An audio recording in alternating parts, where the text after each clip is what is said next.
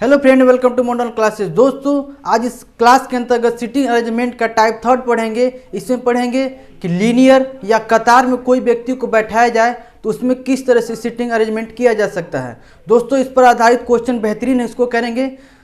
आज का video start करने से पहले आपसे एक छोटी सी रिक्वेस्ट है, यदि आप नए हैं तो हमारे चैनल को सब्सक्राइब करें और बेल आइकन को प्रेस करें। आइए दोस्तों, आज का सेशन स्टार्ट करते हैं। हाँ तो दोस्तों, हमारे लीनियर अरेंजमेंट से रिलेटेड ये क्वेश्चन है। इसमें बेसिक कंसेप्ट आपको बता चुके हैं, इस पर आधारित क्वेश्चन है। आइए इसको देखते हैं। इसमें कहा क्या है? कहा है 6 विद्यार्थी एक कतार में बैठे हैं। P E और I के बीच में है।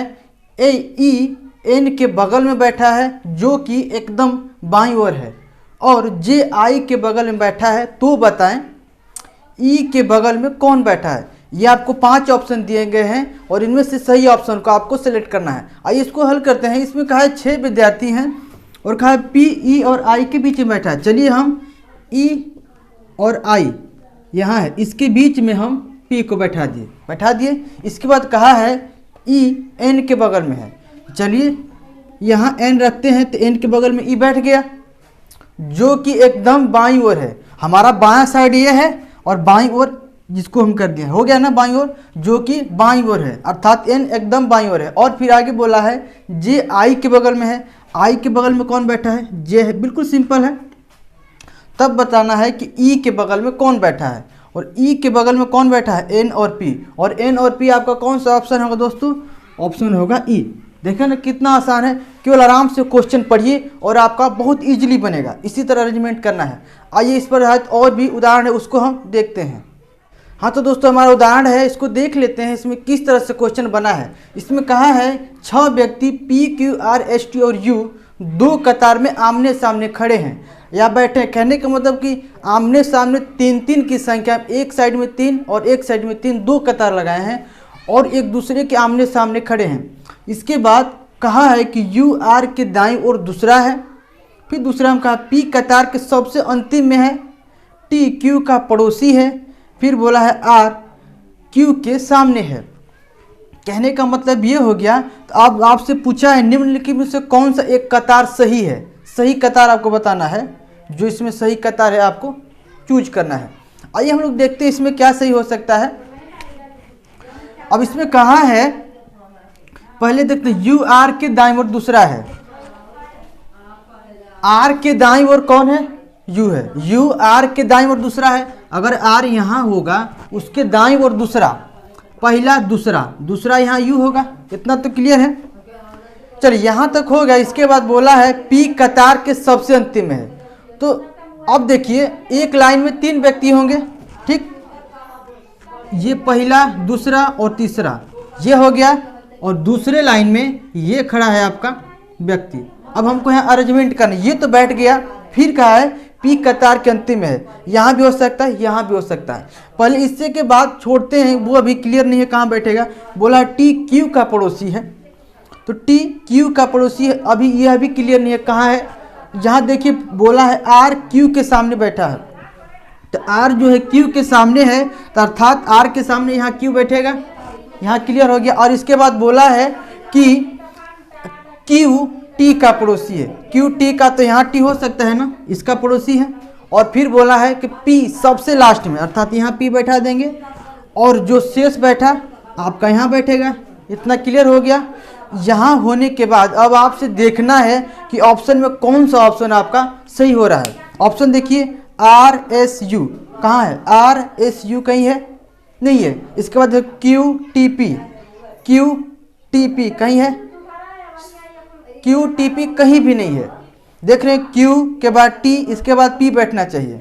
आपका कोई भी ऑप्शन नहीं मिल रहा है, अर्थात आपका कहेंगे E ऑप्शन सही होगा, अर्थात नॉन ऑफ दी, इसमें से कोई आपका सही उत्तर नहीं होगा। तो दोस्तों देखिए ना, बहुत ईजी है। आइए इस पर आधारित और भी कुछ उदाहरण है, उसको हम देखते हैं। हाँ तो दोस्तों देखिए, हमारा नेक्स्ट उदाहरण है। इसमें कहा क्या है? इसमें कहा है कि इसमें A B C D E F और G उत्तर के मुँह करके खड़े हैं। इसमें से कहा है कि F E के दाईं ओर है, फिर C B D का पड़ोसी है, E G के दाईं ओर चौथा है। फिर बोला है D के बाईं ओर तीसरा G है, जो बाईं ओर अंतिम छोर पर बैठा है। तब आपको बताना है सी के बाईं ओर कौन बैठा है या बी का पड़ोसी कौन है। ये आपका क्वेश्चन है दोस्तों। आइए इसको हल करते हैं। इसमें कहा क्या है, कहा है कि इसमें 7 विद्यार्थी हैं, चाहे 7 कोई व्यक्ति हो और उनका मुख उत्तर की ओर है और एक कतार में है उत्तर की ओर, अर्थात इधर का मुख होगा सबका। चलिए 7 को दिखा देते हैं। 3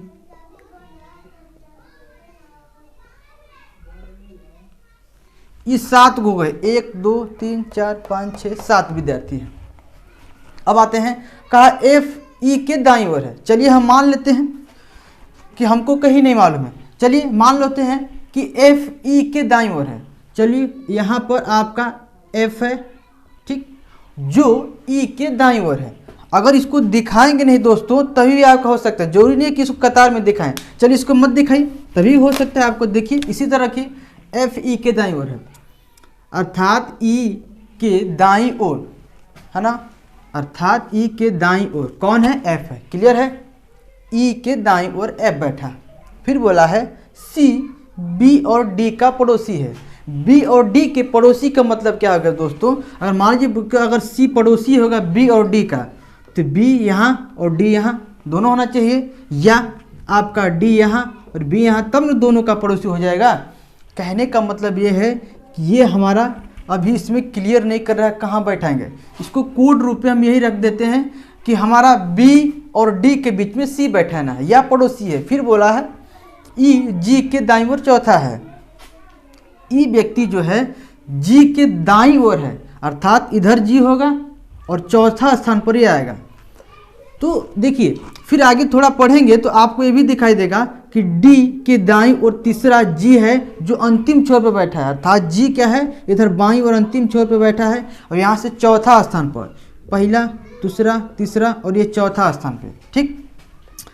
यहाँ से पहला दूसरा तीसरा और चौथा स्थान पर कौन सा बैठा है, ई बैठा है, ठीक।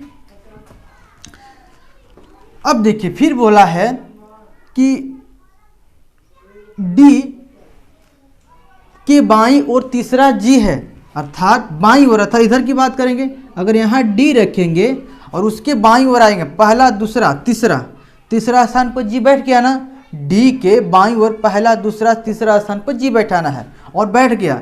फिर आगे हमारा कहा है, जिसको देखिए डी और बी के बीच में सी को बैठाना है। डी यहाँ हो गया, बी यहाँ हो गया, बीच में सी हो गया। ये बैठ गए। कितने लोग बैठे हैं, 1 2 3 4 5 6 लोग बैठे हैं और बच कौन रहा है, एक जो बच रहा है ए बच रहा है, तो लास्ट में इधर बैठे गए। सिंपल सी बात है। अब आपका ये अरेंजमेंट हो गया, ये कतार में बैठ गए। अब क्वेश्चन देखिए, सी के बाईं ओर कौन बैठा है, तो सी के बाईं ओर पूछा है, बाईं साइड ये है तो बाईं ओर कौन बैठा है, बी होगा, तो सी के बाईं ओर आपका उत्तर होगा बी बैठा है। इसको हटा दीजिए। फिर बोला है बी का पड़ोसी कौन है। अगर बी का पड़ोसी देखेंगे जी और सी है, ठीक, इसका पड़ोसी हो जाएगा जी और सी, इसका पड़ोसी होगा। क्लियर हो गया ना दोस्तों। तो देखिए ना, आसान है।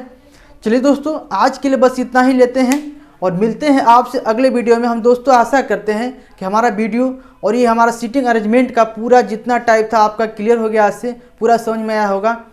और इसी तरह आपके लिए हम नेक्स्ट वीडियो भी लाएंगे और अगला वीडियो आपका अगला दूसरे रीजनिंग का होगा, दूसरे चैप्टर का होगा। चलिए हम आपसे मिलते हैं अगले वीडियो में, तब तक के लिए।